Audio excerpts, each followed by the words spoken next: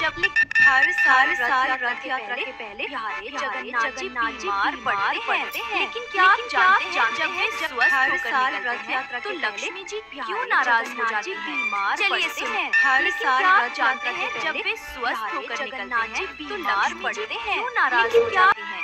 चलिए सुनते हैं एक बहुत प्यारी अनसुनी कथा। स्नान पूर्णिमा के दिन 108 कलशों से प्यारे जगन्नाथ, बलभद्र और सुभद्रा जी का पवित्र स्नान होता है। लेकिन इस स्नान के पश्चात भगवानों को ज्वर हो जाता है। उन्हें अड़सर गृह में ले जाया जाता है, जहां 15 दिन तक उनका खूब ध्यान रखा जाता है। 15 दिन बाद वे पूरी तरह स्वस्थ होकर मुस्कुराते हुए बाहर आते हैं।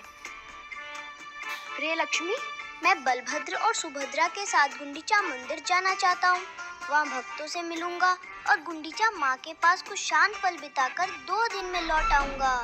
आपकी तबीयत अभी अभी तो ठीक हुई है, फिर भी जाना जरूरी है। थोड़ा बाहर घूमने से अच्छा लगेगा। सब भक्त हमारा इंतजार कर रहे हैं। ठीक है, पर वादा कीजिए 2 दिन में लौट आएंगे। मेरा मन आपके बिना नहीं लगेगा। वादा करता हूँ, मैं 2 दिन में वापस आ जाऊंगा। आखिरकार रथ यात्रा का पावन दिन आता है। पूरी नगरी उत्सव के माहौल में डूब जाती है।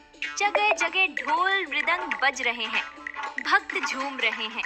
तीनों भगवानों के लिए भव्य रथ तैयार हैं। चलो माँ गुंडीचा के घर, बड़ा मजा आएगा। हाँ, आप खूब मस्ती करेंगे। भक्तों के भजन कीर्तन के बीच प्यारे जगन्नाथ अपने भाई बहन के साथ गुंडीचा मंदिर की ओर बढ़ते हैं।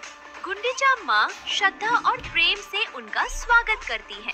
वो रसोई में बैठकर अपने हाथों से खीर, लड्डू और दिव्य व्यंजन बनाती है और स्नेह पूर्वक उन्हें स्वादिष्ट भोजन कराती है।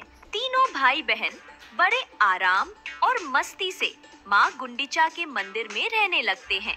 इस बीच देवी लक्ष्मी मंदिर में प्रतीक्षा करती रहती है। दिन बीतने लगता है, लेकिन जगन्नाथ जी वापस नहीं आते। सेवक, क्या मेरे प्रिय जगन्नाथ लौट आए?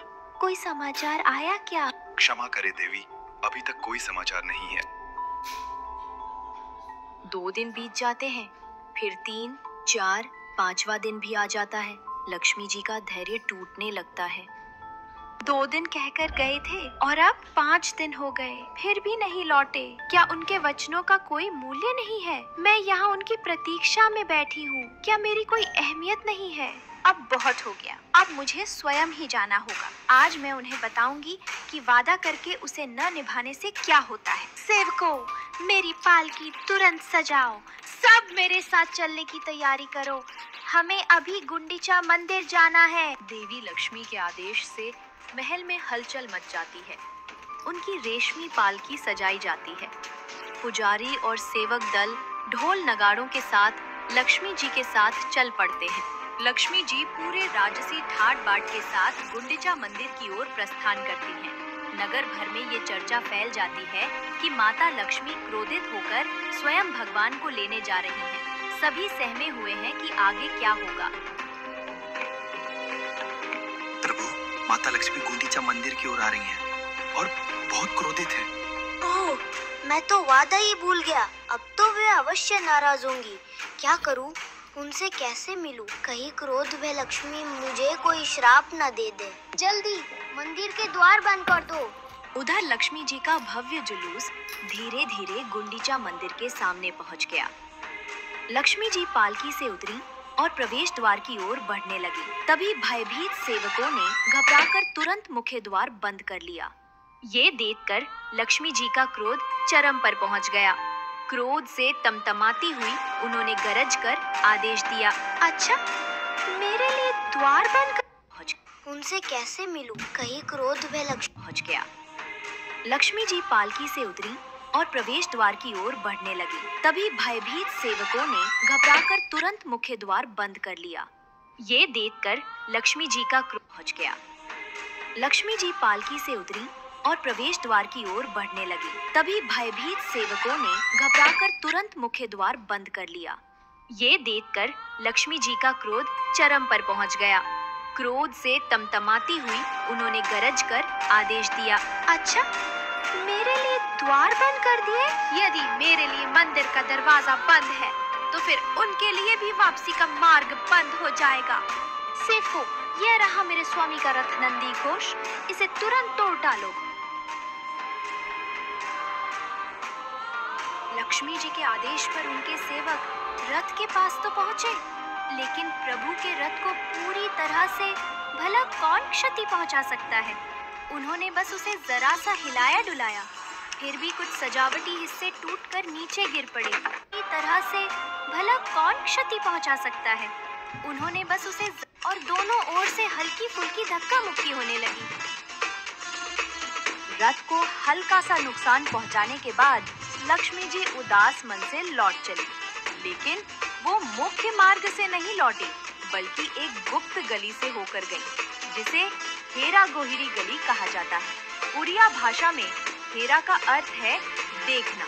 कहा जाता है कि रथ यात्रा के 5वें दिन माता लक्ष्मी अपने प्रभु जगन्नाथ के दर्शन हेतु यहाँ आई थी। इसी स्मृति में इस दिन को हेरा पंचमी कहा जाता है। लक्ष्मी जी लौट तो गई, पर क्या वे इतनी आसानी से जगन्नाथ जी को क्षमा कर देंगी?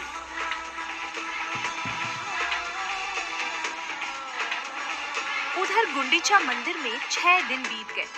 7वें दिन जगन्नाथ, बलभद्र और सुभद्रा जी के दिव्य संध्या दर्शन हुए। भक्त बड़ी संख्या में प्रेम और भक्ति से दर्शनों के लिए पहुँचे। अपने प्रभु के दिव्य दर्शन पाकर भक्तों के हृदय आनंद और उल्लास से भर उठे। 8वें दिन सुबह गुंडीचा मंदिर में रथों को वापस श्री मंदिर की ओर मोड़ा गया। अब वापसी की तैयारियां शुरू हो गयी। आ गया 9वां दिन, बहुरा यात्रा, यानी भगवान की वापसी की यात्रा। प्यारे जगन्नाथ, बलभद्र और सुभद्रा जी गुंडीचा मास से विदा लेकर अपने घर श्री मंदिर की ओर लौटने लगे। पूरी नगरी में खुशी की लहर दौड़ पड़ी। जब तीनों रथ श्री मंदिर लौट रहे थे, तो बीच रास्ते में एक विशेष पड़ाव आया, मौसी माँ का मंदिर। मौसी माँ ने उनके लिए बड़े प्रेम से पोड़ पीठा तैयार किया था, जो उड़ीसा की प्रसिद्ध मिठाई है। हर वर्ष की तरह तीनों ने स्नेह पूर्वक मौसी माँ के हाथ का बना पोड़ पीठा चखा। इसके बाद उन्होंने आदर पूर्वक मौसी माँ से विदा ली और रथ पुनः श्री मंदिर की ओर बढ़ चला। बावड़ा यात्रा में एक और रोचक पड़ाव आता है। बलभद्र जी और सुभद्रा मैया के रथ तो सीधे सिंह द्वार तक पहुंच जाते हैं, पर प्यारे जगन्नाथ जी का रथ कुछ देर के लिए गजपति महाराज के महल के सामने रुकता है। शुभ समाचार, आपके प्रिय स्वामी लौट रहे हैं। जगन्नाथ जी का रथ रास्ते में दिख चुका है।